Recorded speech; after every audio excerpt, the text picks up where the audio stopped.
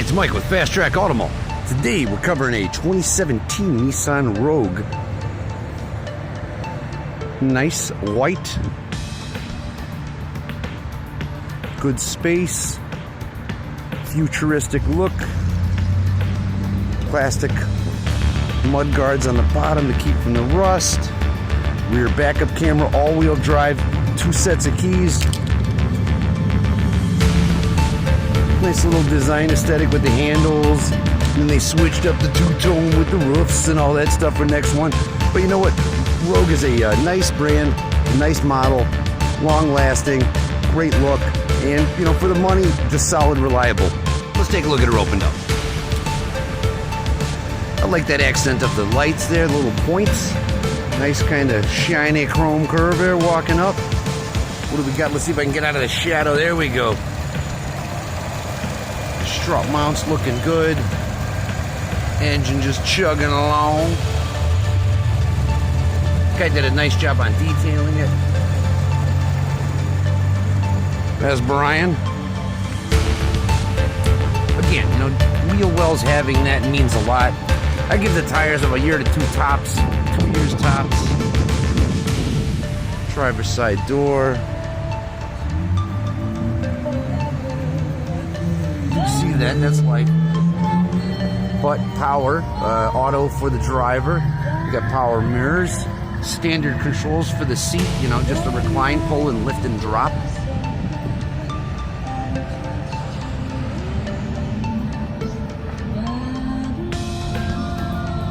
It's a nice black on the inside. I like that step up there next to the seat. And spread the mud, keep it in a spot there, sort of deal. Looking at the rears. Same year. Just taking a look. Nice high gate. You know, easy access, easy to pull down. The struts are good on it. We got a nice little interesting modular storage system. Let's take a look. We got anything else? We got cargo hooks in the back, full mats for the car itself, and got nice carpeting back for the mats here. Also, we got a power outlet. And if we take a look, what do we got? We got 1. Let's bring her up. And 2. What do we got? Spare tire, check, done. Continuing down the line. A little looseness there. Again, a year. Pop that guy from the front.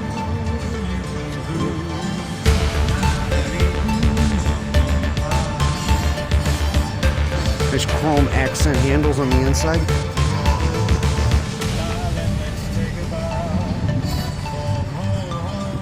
Let's take a look in here. It's a nice setup. All right, let's close her up.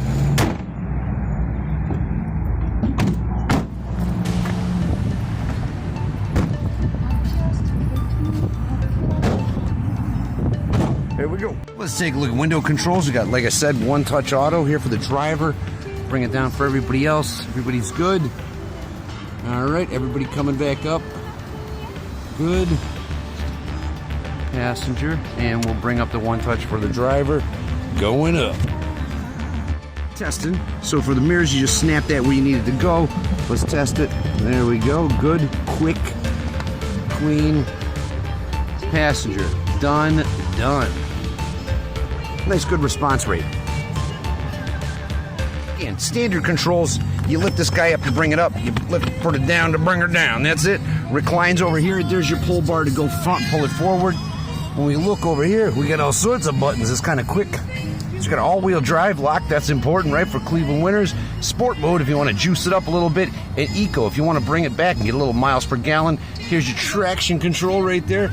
And then gas tank hood. All this stuff, I like it. I like seeing the icons. I like knowing what I'm looking at and not have a mystery handle somewhere to try to figure it out. Emergency brakes right there as well. Easy pull. Let's see if she's telescopic. She is telescopic, so tilt and telescopic.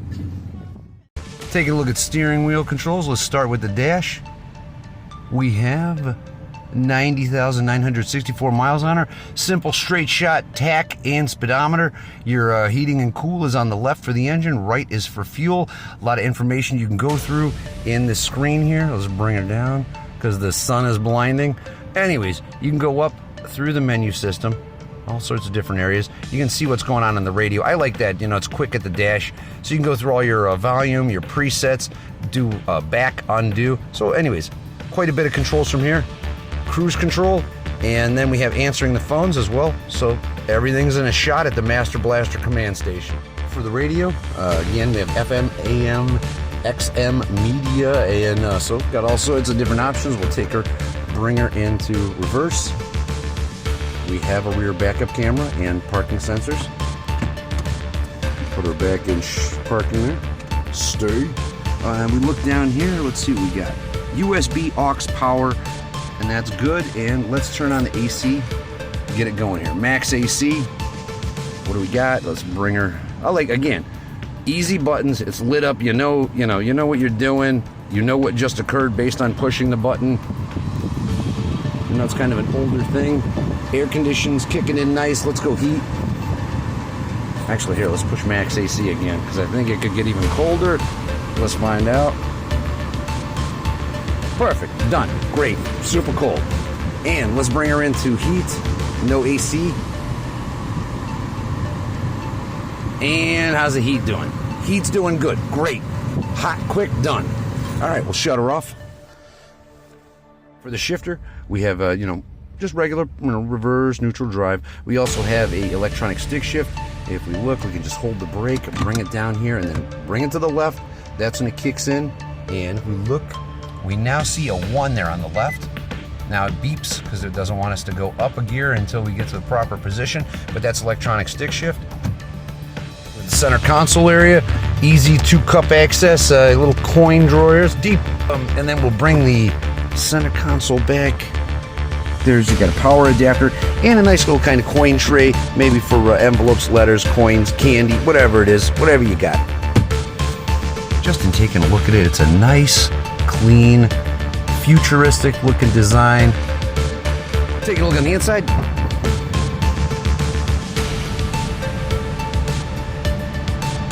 Good size for the cup holder, good angle. It can go in at any angle. I've seen ones where it's, you gotta be able to solve like a Chinese finger puzzle to get in there.